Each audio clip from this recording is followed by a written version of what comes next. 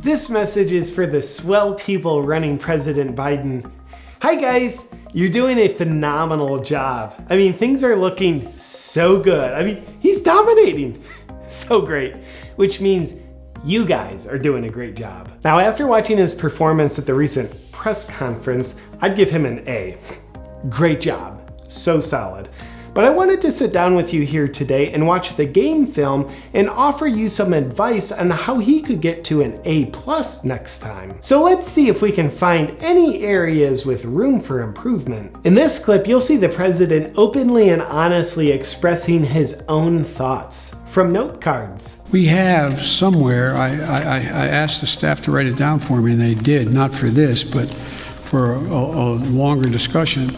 We have somewhere in terms of infrastructure, we rank 13th globally in infrastructure. Ooh, sometimes when someone's just reading off note cards, it makes people wonder, why does he have to read off note cards? But before we get to some advice on this, let's take a look at a clip of Joe answering a question on North Korea. Let me say that, number one,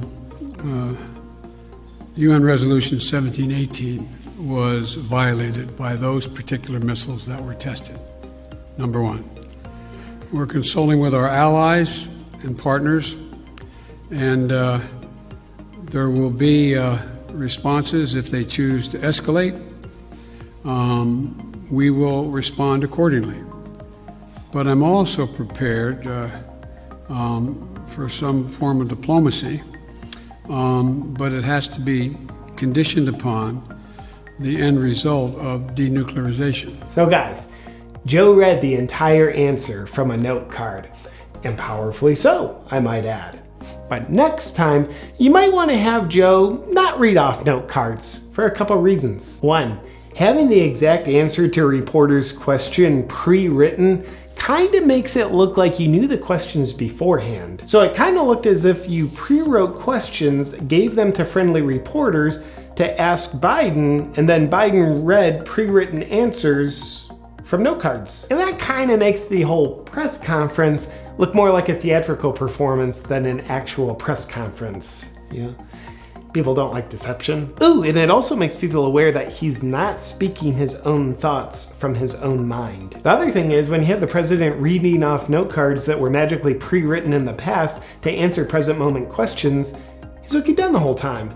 In normal human communication, looking at someone, possibly even in the eyes, creates a connection. A note for improvement. Instead of using note cards and cheat sheets to try to convey the image of a functioning mind, just use a teleprompter. Now you might be saying, teleprompter? Those are for pre-written speeches, not press conferences with unknown questions and off-the-cuff answers.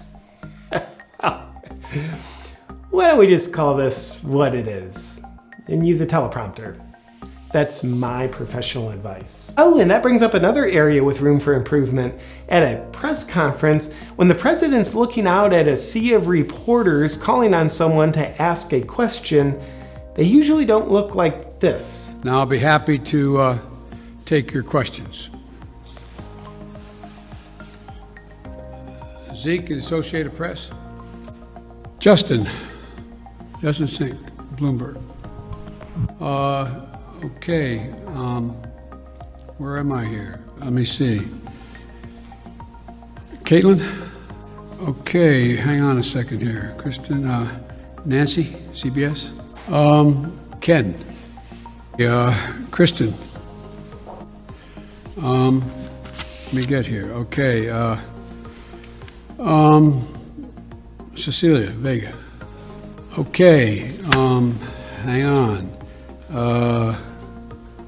Sorry.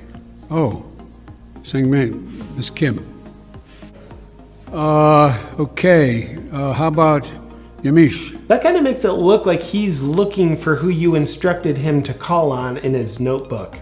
So I'd probably get rid of the notebook because people know what it's being used for. Now, my recommendation on how to improve is to threaten the reporters' families if they ask Biden anything other than an easy yes or no question. Next area with room for improvement.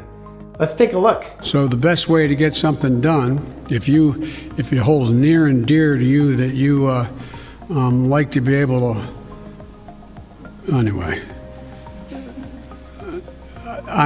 we're going to get a lot done. Now I like what you've done here. When his mind fails, like someone trying to walk up an icy hill, you've instructed him to try to find traction again by using the soundbite, "We're gonna get a lot done." It doesn't have anything to do with the 4 different incomplete thoughts that he was trying to breed together into a coherent sentence, but it does have a nice authoritative tone to it. But it's like that soundbite somehow just really lands the plane smoothly after it's already crashed. But a way you can make it come across even better when his mind cuts out is to tell him not to stop. Just keep going with the incoherence, while you cue the DJ to bring in some beats. Now Biden's freestyling.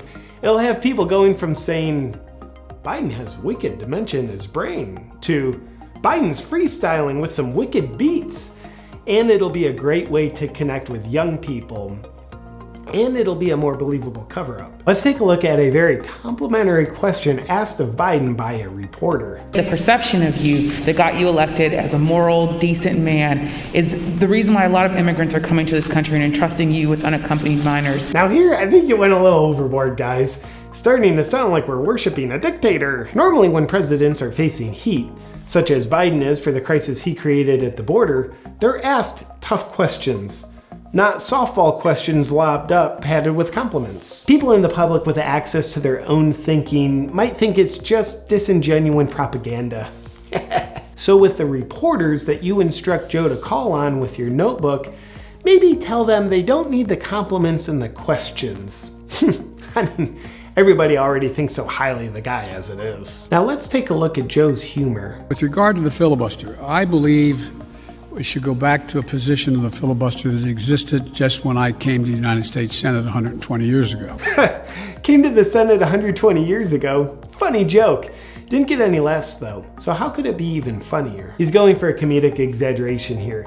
But the problem is, for a comedic exaggeration to be funny, it needs to be an outrageous enough exaggeration in order to create a contrast with reality. The bigger the contrast, the funnier it'll be. Now with Joe, the way he looks and acts, it kind of does seem like he came to the Senate 120 years ago. He doesn't know this because he lacks self-awareness. Thus, the joke was objectively not funny because nobody laughed. And they didn't laugh because it just seems kind of true, not like an exaggeration, which kind of makes it so the joke's on him rather than from him. There's also an attempted element of the joke where it's as if he's being inaccurate on purpose to create humor by portraying a far-fetched reality where he's someone who doesn't actually remember how long he's been in the Senate. The problem with that far-fetched reality from a comedic perspective is there isn't really any far-fetchedness to it. But moving forward, his exaggerated jokes will go over much better if he says things like, "I came to the Senate 800 years ago." Then people will know he's kidding instead of worrying about him. Now let's take a look at where there's some room for improvement on how you handle Joe outside of the press conference. Let's start with the stairs. Now, as we see Joe doing some advanced level parkour here, he gets a little tripped up. Now, one improvement strategy is to tell Uncle Joe to pick up his feet as he's walking up steps. The upward trajectory of steps necessitate that has to happen. And if he can remember it, it'll help out immensely. And then the other thing is the reason that you told the public as to why he fell. He fell up the steps 3 times. A note of improvement for next time. Don't lie about it. That way people will just think he fell up the steps instead of thinking he fell up the steps and you lied about it. Now on to some policies. Currently your position for Biden on the Uyghur genocide is this. The idea I'm not going to speak out against what he's doing in Hong Kong, what he's doing with the Uyghurs in western mountains of China, and Taiwan trying to end the one China policy by making it forceful. I said, and by the he said he gets it. Culturally, there are different norms at each country, and their leaders are expected to follow. Well, just to break it to you, the culture of good people doesn't approve of just accepting genocide as a way of being more inclusive to the culture of mass murderers. Weird. The public just seems really stubborn with their stance on this. Like, after all these years, they still don't respect the cultural differences of Hitler. So, a way you could improve is have Biden condemn genocide rather than condone it. Even if they're just empty words with no actions behind them. Even that'll go down better with a stubborn public who's just not as inclusive as Joe is, apparently. Now with old Hunter, got your hands full there, don't you? Well, with his laptop and all the evidence that implicates Joe and Hunter's gun and potentially Joe's Secret Service cover-up detail, my advice, keep pretending these issues don't exist. The American public doesn't remember any of this when you don't talk about it. So don't change a thing you're doing here. Now to close, a few other positives from the recent press conference. You kept him awake the whole time. He didn't say anything overtly racist. He didn't sniff a single child, and he didn't accept any money from China while on camera. Along with the constructive advice I've offered here, you've got a very strong foundation to build on. America is very optimistic about how you'll be running Biden for the next 4 years. My plan is to run for re-election. That's my expectation. Oh yeah, 8 years. Of course. That's the expectation. Do you like to spend your life naked and afraid?